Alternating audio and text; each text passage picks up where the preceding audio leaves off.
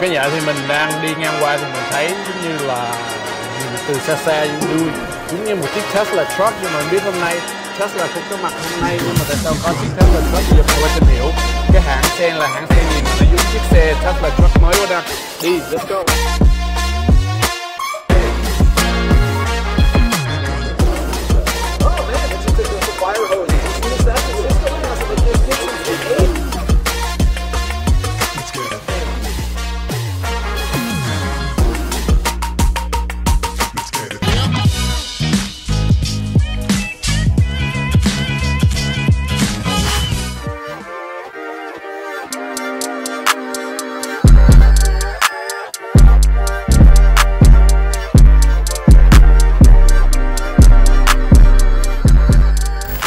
Khán giả là bây giờ mình đang tại LA Car Show, mà cái này Khang không ngờ mình đang đứng gần kế bên chiếc Tesla Cybertruck, đúng không?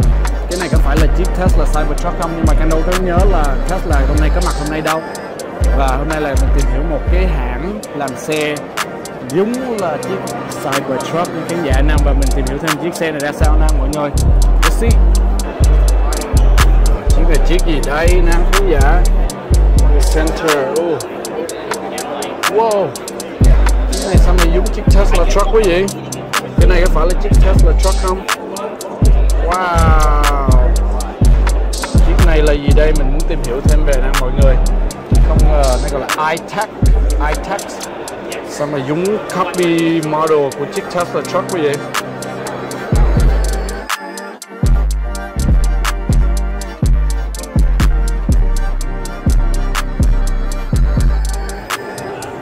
Biết cái này là chiếc người ta làm giỡn hay sao mà nó nhìn tới gần nó hôi hôi cái mùi sơn như là máy sơn vậy mọi người. Là một chiếc bắt chước Tesla truck hay là sao mà thấy không? Còn rất là nhiều cái detail nó đang còn như là mới sơn lại đây đó. Để mình tìm hiểu nè, cái nhóm này gọi là gì đây? iTech hả?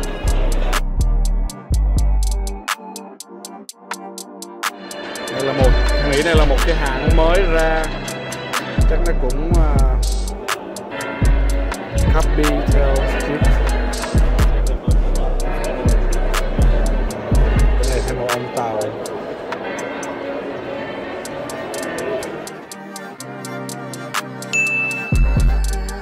What is this? What company is it? A robot truck. Robotech. Robo truck. So what's the difference in robo truck? Why is it robo truck? Robo truck is an individualized, multifunction vehicle. Okay. Individualized, multifunction. Individualized, multifunction, configurable. So what is that in a simple term? In a simple term, that means you can have your options to configure this vehicle by yourself. Instead of some years, what they say, oh, this is level 1 vehicle, this is level 2 vehicle. I see. You can change your configuration by yourself. Okay, so not every vehicle at your company will look like this. It just depends on what you. The company look at that. Okay. And also we look at the future, and the future is AI. AI. So that's why we call AI Tech X. Okay. That's the company name mean. Okay. AI Tech X. And the company is based here. Based in in California. In California, Silicon Valley. Yeah. Okay. So this is just an example of a vehicle that you guys can make, right? So it's this not is our first vehicle. First vehicle. Yeah. Okay. And what's the pricing for this if somebody interested in this vehicle? You can scan our a QR code? Yeah. All right. QR code. Sounds good. What's your name? You can get more information. Edmund. Edmund. Yeah. Okay. Thank you so much. Nãy họ nói nếu mà mình scan cái này thì mình sẽ có thêm tin tức, thì Khang sẽ tìm hiểu thêm về chiếc này. Chiếc này có thể chạy 550 mile một charge, từ 0 tới 60 là 3.5 second. Wow. 165 off-road robo truck IT Dream Reserve Dream. Wow, iTech. Và không bỏ giá cả nè, không có giá cả, không có giá cả gì hết. Đây là các hãng company iTax. Nói chung là lần đầu tiên mình nhìn mình cảm thấy cái này là họ giỡn hay sao, nhưng mà nói chuyện với những người này là kiểu như là rất là thực lòng, họ muốn làm một cái hãng.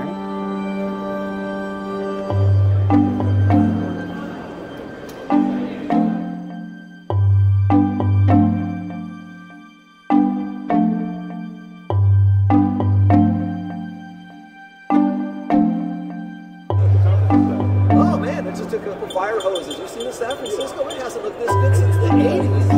Yeah, San Francisco's looking nice now. They hosed it all in.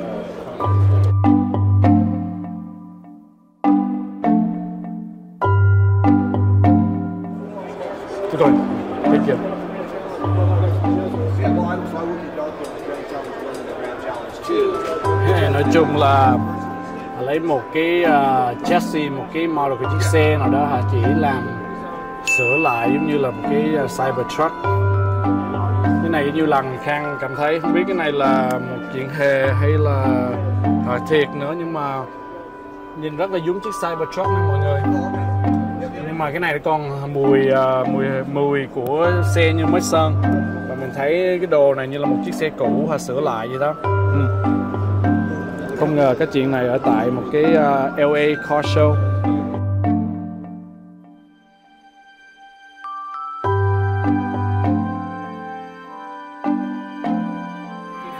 40 to 50 just to make something like this. I see.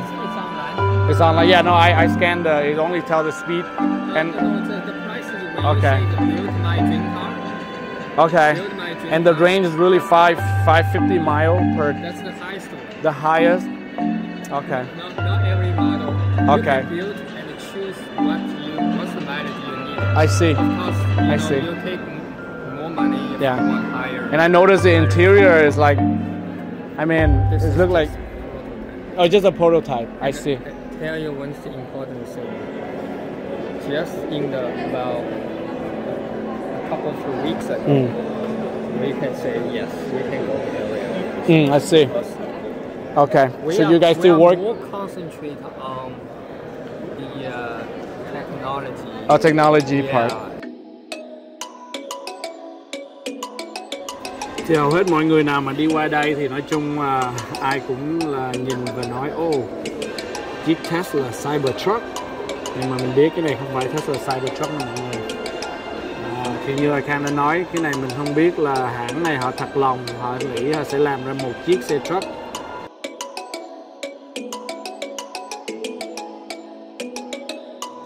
$20 now, okay. Alright, but thank you though. A lot cheaper. We have a whole bunch of features that we've patented. Okay. That are nothing that Tesla has. So what other feature that you guys have? So there's the rear end here, where the bed is. Yeah. The rear end here. Yeah. What's so special about this rear end? So you can actually open up the rear, the back, Okay. Oh, I see. This on the back will come down too, so then you can have it all the way through. I see. Tesla doesn't have that. Okay. So see how the rear is? The Yeah. rear is there? So that will come out, okay? Okay. And then up where the roof is, the panels, the roof will be like a sunroof, but it'll come up like this. Okay. And it'll go down, and then you'll have the whole, where the seats are, the front seats, all the way. Okay. Like you could take a motorbike and put it all the way Oh, up. I see, I see. So you're saying you can open the roof up here. Yeah. Oh, I see. But is that something that has to be patented or not really, right? Okay. Cái giờ thì nói chuyện với ông này thì ông mới nói là xe của ông là có thể mở cái roof ở trên này hơn chiếc Cybertruck để mình có thể bỏ như motorcycle rồi đó. Và những cái đó. Nói chung mấy khán giả nghĩ sao? Sẽ có thêm nhiều hãng kiểu này sẽ copycat như chiếc Tesla Cybertruck không? Nếu mà khán giả có mặt ở đây thì mình sẽ cảm thấy như là những người này hình như họ cũng không biết, thì mình nói mình không biết được họ có thiệt lòng hay là họ chỉ muốn một cái sự chú ý ở đây, là tại vì hiện giờ Cybertruck đang có mặt ở thị trường, gần có mặt, nên cái đó mình sẽ không biết đâu nè. Đó là một lần nữa, hãng này gọi là AI Tech.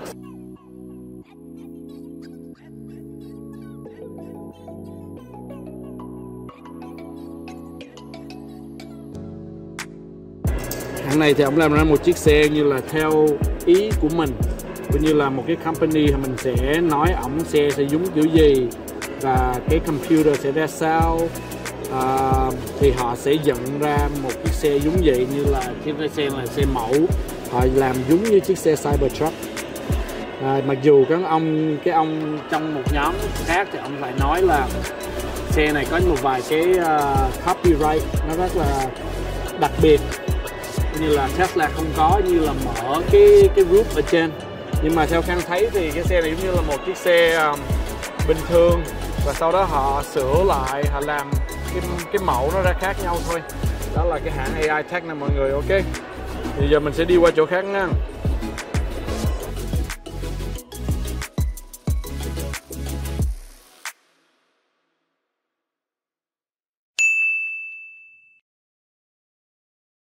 Lucid là một cái hãng company xe điện mà kỳ rồi mình có review, và họ đang hình như là họ đã xong rồi, thì tí nữa mình sẽ trở lại nè.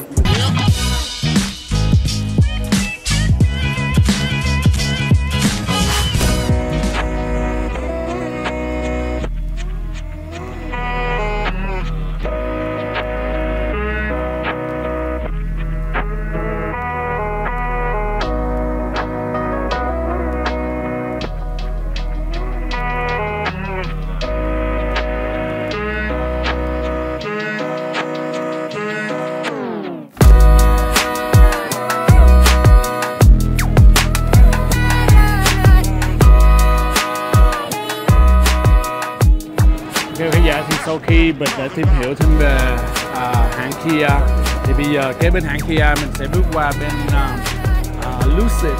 Bạn thân của mình là trong những cái show đầu tiên về xe thì Khang đã cover chiếc Lucid Air, và bây giờ hôm nay mình sẽ tìm hiểu về chiếc Lucid mới đây nè, Lucid Gravity, thuộc loại là một chiếc gọi là mini SUV của bên Lucid. Lucid là một cái hãng mới nè quý khán giả, và ai muốn xem cái video về Lucid Air thì Khang sẽ bỏ cái link ở đây cho mọi người, và bây giờ mình đi vòng quanh đây.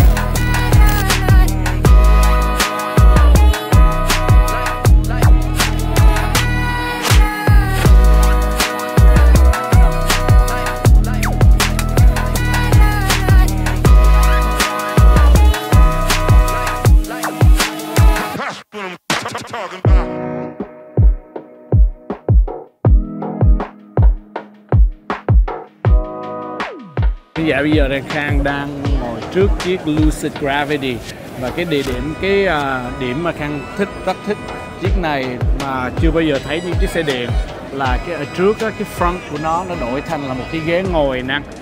Và theo Khang biết thì nhiều người nói cái chiếc này là cỡ dưới 80.000 đồng, thì bây giờ nó cũng chưa có giá cả thiệt, nhưng mà nghe năng rumor là dưới 80.000 đồng, có nghĩa là nó rẻ hơn chiếc Lucid Air mà chiếc đầu tiên của bên hãng Lucid.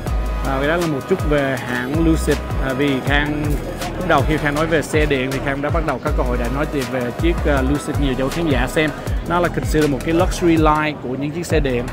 Ai có tiền thì 80.000 thì có thể có một cái ghế ngồi ở trước. Không biết cái này chắc khi lái xe thì dĩ nhiên mình không có được ngồi rồi đúng không? Nó bỏ mất cái front thành một cái ghế ngồi thôi. Ok.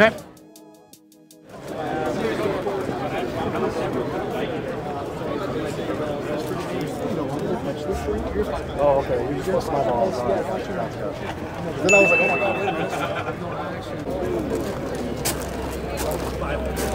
Cái chiếc này là chiếc mid-size SUV của chiếc Lucid nè khán giả. Và cái đặc biệt cái điểm của Lucid như là Khang để ý là thường lúc nào cái nó cũng rất là thấp. Nó làm cái suspension nó thấp hơn. Mặc dù này là SUV, thì SUV này là mid-size SUV nè, là 6 chỗ, và nó tìm cách là branch out gọi là luxury mix SUV chắc vậy, là SUV mắc tiền đó nè. Không biết cái này là chiếc này bao nhiêu, chắc anh sẽ bỏ cái giá dưới đây cho mọi người nè.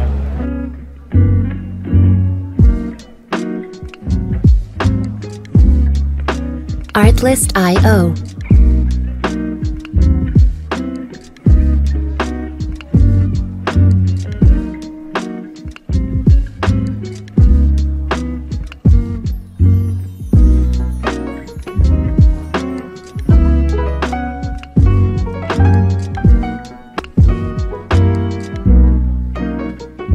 Và chiếc Gravity dự đoán sẽ chạy 440 mile cho mỗi lần sạc pin, ngồi 7 chỗ và sẽ chạy từ 0 tới 60 là 3.5 giây.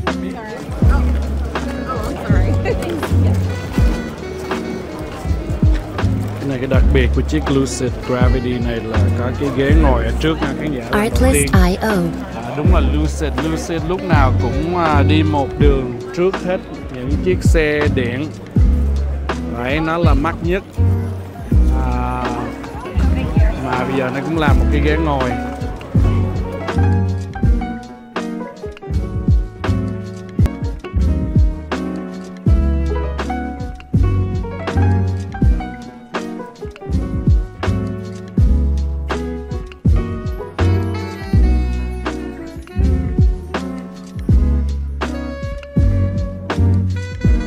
Kèo khán giả năng có người nào có bây giờ lái chiếc xe mà gọi là a quarter of a million, là 1/1 như là 125.000 đồng. Đây là chiếc xe điện, chiếc Lucid Nam. Hồi xưa mình đã tìm hiểu thêm về Lucid Air. Chiếc này là chiếc Sapphire, chiếc này là cái trim mà cao nhất của Lucid Air. Bây giờ mình tìm hiểu thêm về chiếc này, tại sao nó là 125.000 khán giả. Wow, không biết bao giờ mình mới lái được chiếc này.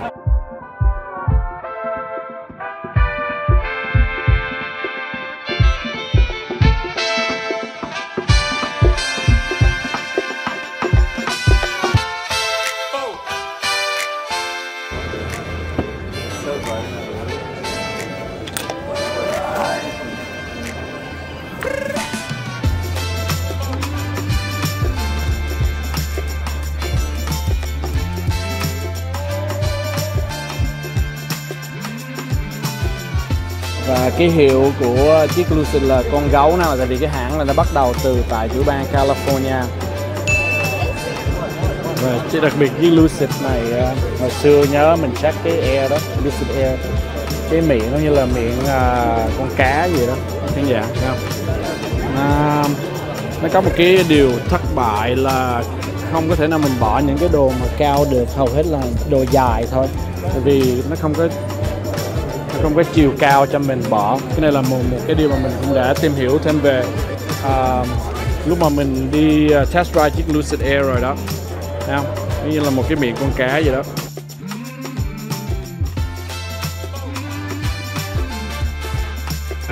Show you the front. Yeah, sure, we'll do. Thank you, I appreciate it. Yeah. Wow, và đây là một cái front rất là rộng. Yeah, it's considered one of the longest ones. It's pretty big. I think it fit a person. Small person. Thank you, appreciate it. There's more room down. But there's more room at the bottom, yeah.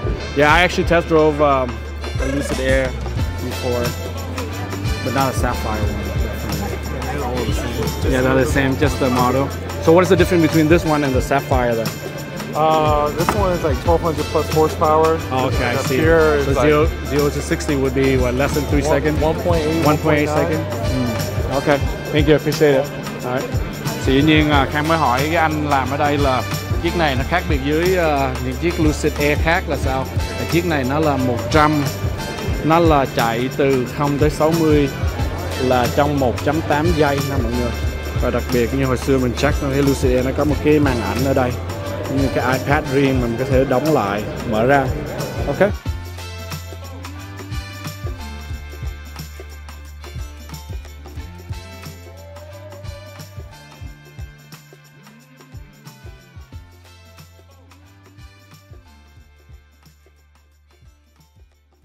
Ok mọi người, nói chung là rất là nhiều xe ở đây nên mình không có cơ hội để có thể đi hết được đâu.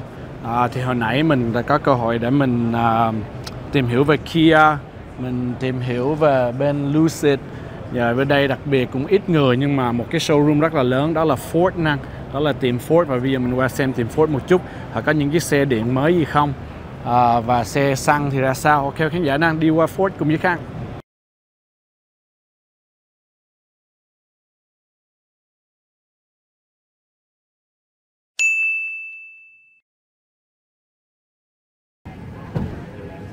Chiếc xe Ford Bronco này là một chiếc xe Khang nghĩ rất là đẹp nè.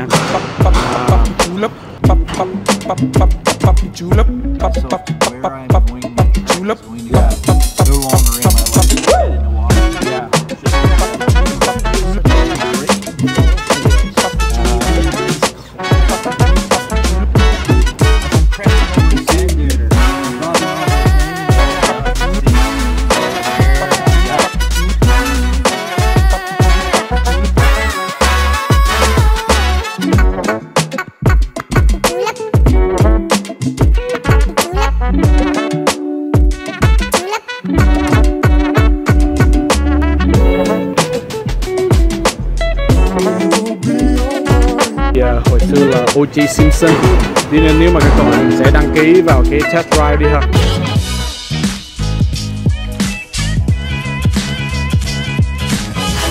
Và một trong những địa điểm đặc biệt tại The LA Show năm này đó là Bronco Off-Road, hay là mình lái chiếc Bronco lên núi. Và cái này cũng là một cơ hội để mình được trải nghiệm cái cuộc hành trình rất là vui. Và mình cũng sẽ tìm hiểu thêm về chiếc xe xăng rất là nổi tiếng hiện bây giờ, đó là Ford Bronco. Xin khán giả cùng trải nghiệm với Khang nào. Chiếc xe Ford mà nổi tiếng hiện bây giờ là Ford Bronco, là xe xăng nè mọi người. Và mọi người sẽ được tới đây sẽ sign up được cái cơ hội để trải nghiệm chạy lên núi của từ chiếc xe Ford này bên người nè. Mình sẽ xem một chút nè, sẽ lái ra sao. Chiếc xe Ford Bronco này là một chiếc xe Khang nghĩ rất là đẹp nè. Too bad là nó bằng xăng cho nên mình không có muốn đi hướng về xăng nhiều. Nó chạy qua kia rồi.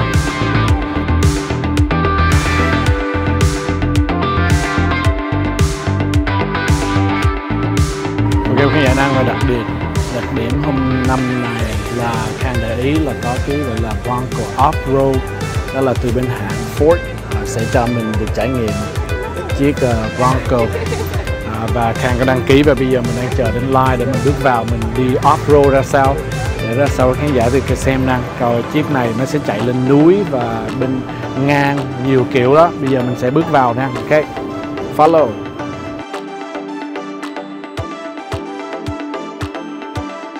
Ok mọi người nè, cái này là chiếc xe mà mình sẽ đi hôm nay.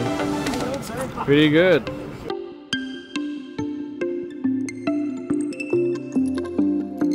So you notice these banners that we have up here. Bronco Off-Rodeo. There's 4 locations in the U.S. I see. Texas, Utah, New Hampshire, and Nevada. I see. So when you purchase a Bronco, you get invited to your choice of those locations. Oh, I see. Then you learn the stuff that I'm going to talk about here in a second. Because it gets really confusing when I start pushing buttons and I start my lockers and sway bar disconnects and all that stuff. I engaged your rear locker. Yeah. Right? You know what locker's doing? Yes. Good. Well, then I don't have to talk about it. I don't know. Talk to me about it. Well, locker, when we engage a locker, we're getting consistent equal power to both sides, right? Yeah. That's a rear locker. Yeah. I also have the ability to engage a front locker as well. Right? Okay. And again, when you have both lockers engaged, you are then got equal power to each quadrant. Makes sense? Yeah. So it's 25% to each quadrant. They divide it out. Okay. Yeah. Okay. So the reason why that's important is when you get into a situation when you start to twist on rocks or whoops or rollers or whatever, you get a tire in the air, and when that tire's in the air without a locker, you're basically just spinning the tire that's in the air because power is always going to go to the least resistance. To the list, yeah. Makes sense? Okay, makes sense. Other four-wheel drive or? No, because other four-wheel drive would just still have to have slip. What we call slip. Slip, okay. What slip means is it opens the depth so that when you're going around a corner, the outside tires is always making more rotations than the inside tires. Right. And Makes the direction sense. you're turning. Okay. Okay. Yeah. So you have to have that slip. But whenever you're in a straight line or when you need additional grip, now you have the ability to engage. Okay. Now we've got our GOAT mode. GOAT is an acronym for go over any terrain. Okay. So I'm going to change up. Notice I've got normal, I've got eco for fuel economy, I've got slippery, I've got mud and ruts, I've got sand, I've got baja, and I've got rock crawl. We're going to rock crawl because that looks like rocks to me. I know it's a metal ramp, yeah, but it looks like rocks. Is this function in all Bronco or just specific Bronco? You will be limited to the amount of GOAT modes that you have and also hero switches depending on what model of Bronco you purchase. Okay, I see. Okay? So what model would this be? Badlands, you can get all the bells and whistles. Okay, Badland. Badlands. B-A-D. B-A-D, like bad? Bad, like okay. bad, yeah. Like Breaking Bad. Like Breaking Bad, yeah. No longer am I like, yeah, where do I need to put that tire or have your head stuck out of the window, right? Yeah. But check out this, even cooler. That is my front tire. That's my right side, left side front and the left side, okay. So I can see exactly where that tire is for alignment, right? Now remember I talked about that tire being in the air? Yeah. And without the locker, you would be somewhat dead in the water? Yeah. Or should I say dead on the terrain? Dead just terrain. Well here, that right rear tire is in the air right now. Feel it? Okay. You can feel it. It's completely off the ground. Without that rear locker. Oh, I see that one right there. Without that rear locker, we're just it always keeps spinning. But with the locker, now it's putting power to the putting power side, okay. equally, right? But why is it in the air? That's a bigger question, right? It's in the air because sway bars limit the amount of articulation of our suspension. We want them for on-road, but we don't want them for off-road. Because you feel that right there, like I'll get a little bit further, you feel that that sway bar is limiting the amount of articulation. So check this out, wow. Okay. Also readjust it. No, not adjust, I just uncoupled it. I released it. So it's like taking the sway bar off and allowing me to have full flexibility of the suspension by clicking a button on the dash. 39 degrees. 39 degree? Yeah, a cent. I was thinking 45 earlier, but wow. We can do 45, but not with the Bronco Sport. What's the difference between this Bronco and the Raptor then? A lot. 37-inch tire. That's for the Raptor. Wider stance, 100 more horsepower, a lot more functionality, adjustable dampening shocks. You get a lot more for the money. What is the pricing for this car right now? Around 65 to 70. 65, 70. And Bronco Raptor, you're looking at 90 to 100. 90 to 105. Okay. Depending on where you're at. Okay. But I'm going to use another function called trail control. Check this out. Click the center of that GOAT mode button. Go to my cruise control. Set it for 2.5 mile an hour. See that right there? Okay, so you can set it. Take my foot off the brake. Okay, so you're not doing anything. Yeah, my feet's just hanging out right there, right? Okay, so the computer is taking over this. Yep, it's using wheel sensors to brake and throttle for us, keeping a nice constant speed. Wow. Notice how smooth it does. Yeah. This is kind of like. Why is it important? Where do I find that I value it the most? When you're in rough terrain. Oh, I typically see. the driver's bouncing up and down, and so is his foot. Yeah. So everybody starts doing one of these in here because they're like, yeah. Now I can set the speed to what I want, and it's going to. So then you let it run a martini while I'm off-roading, right? And that's going my it's like a roller coaster, pretty much. Yeah. Exactly. So I'm going to turn trail control off. I don't need these lockers anymore. Is there anybody down there? Can you see? No, I can't see anything. Check this out. Oh, you have the front camera. This, right? Because now I can see if there's somebody in my path. As I'm cresting over a sand dune or I'm dropping off of a canyon wall, now I can see where I'm going. Right? Or is there anybody in my path? Got a lot of control here. I can hang us out. Yeah, wow, really. I mean, I gotta say, this is one of the amazing rides after all these auto show here.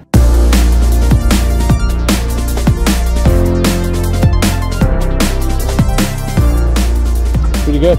Enjoy it. So, who buys this car? Who buys them? Can it be? I mean, it has to be like adventure seeker, right? Or I hope that this car would encourage people to get outdoors more. Okay. Right. And that's what I really like about the Bronco off-roadie, because a lot of people are intimidated by driving off-road. I see. But now when you purchase a Bronco, or before you purchase a Bronco, now you can go and experience off-roading and be like, is this something for me? Okay. And you know, once you do it, it's very addictive. So I've seen a lot of people driving that type of Bronco. Yes. Is that the base? It's called the Bronco Sport. Sport. Yeah. Is that different the animal. okay? We always say So that that's gets more you- for, like, they always speed say and that stuff. gets you to the adventure, and this is the adventure. Oh, this is an adventure. Right. Hey, sounds good. Thank you. I appreciate Hey, it. there's a sweepstakes. Make sure you fill out the info. Will do. That sweepstakes would allow you to choose one.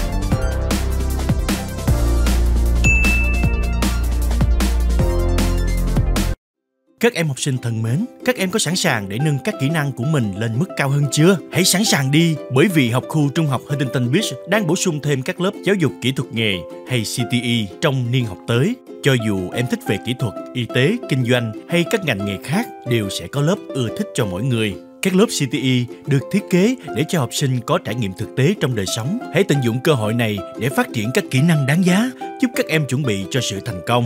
Các lớp CTE sẽ khác nhau tùy vào các trường trong học khu. Em nhớ hỏi chuyên gia hướng dẫn của mình để xem các lớp nào được dạy ở trường em. Đừng bỏ mất cơ hội này để khám phá về các đam mê và tiềm năng của mình.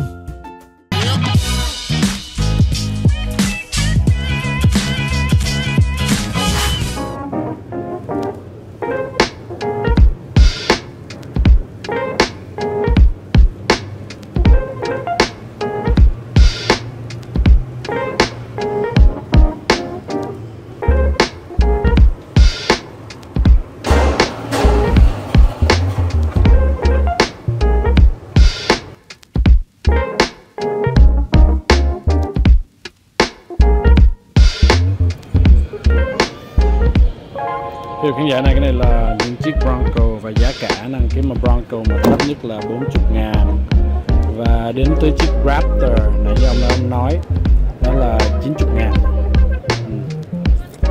Ok, và mình bước vào chiếc Bronco nang này là một chiếc xe điện của bên hãng Ford. Chiếc này thì so far là khán biết là đang rất là popular với những giới trẻ, như khán giả mới vừa xem cái cuộc đi off-road đó, thấy không? Kiểu giống như là xe Mỹ thiệt. Chiếc xe Mỹ mình đang ngồi trong chiếc Bronco. Có một màn hình như là những chiếc xe bình thường thôi, đúng không? Nhưng mà đặc biệt nó làm kiểu giống như là rất là rough. Và chiếc này là 4-wheel drive, off-road. Như là mình đã trải nghiệm đó, mình thấy nó có rất là nhiều cái function bằng computer hết để giúp cho mọi người đi off-road, lên núi, xuống biển. Cái này là Khang nghĩ để những người mà đi lên núi nó cầm nè, nó làm những cái design cho những người lên núi mà lên những cái đồi rồi đó mình cầm để giữ lại. Đây là Bronco nè.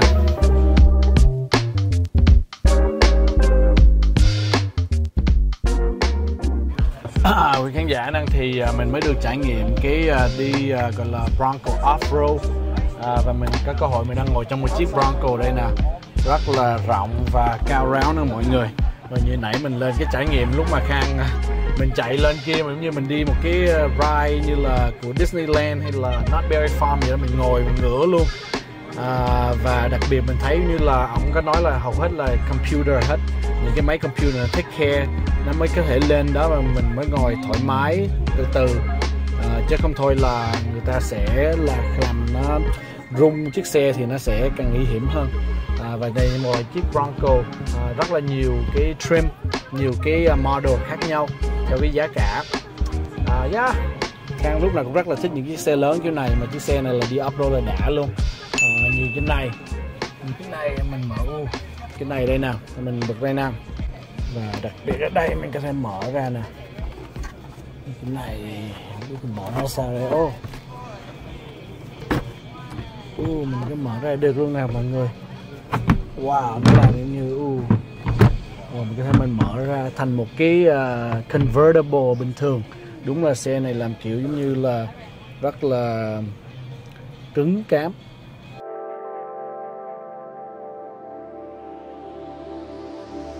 Và dĩ nhiên nó có nhiều cái design khác nhau, làm rất là cái kiểu rất là đẹp, rất là rough. Khang thì lúc nào cũng thích những cái xe mà boxy feeling, những là cái hộp đó nó rất là cứng cám. Nhưng mà này là xe Mỹ nữa nè, Ford nè mọi người, Ford Bronco. Mình đã có cơ hội để mình đã đi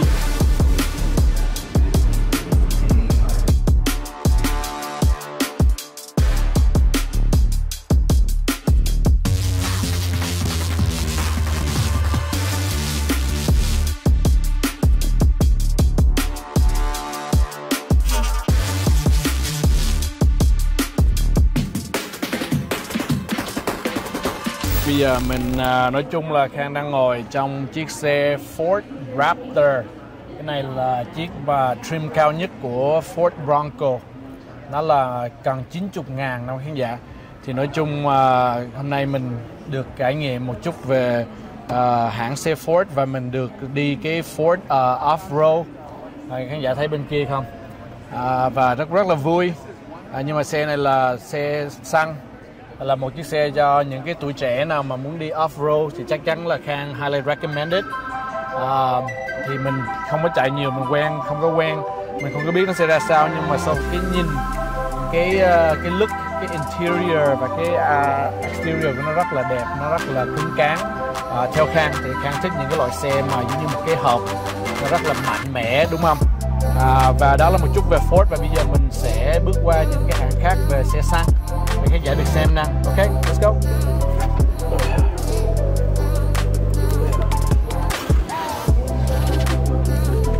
Alright.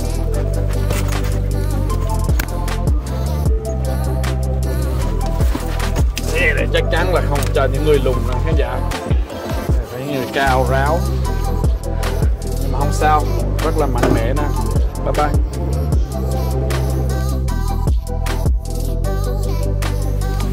Và đó là cuộc hành trình trải nghiệm về LA Auto Show.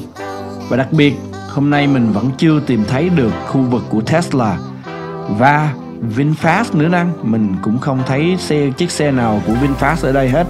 Nhất là năm ngoái có 6 chiếc, năm này không thấy chiếc nào hết. Thì xin khán giả tiếp tục theo những phần kế tiếp để mình tìm hiểu thêm về LA Auto Show. Bye bye.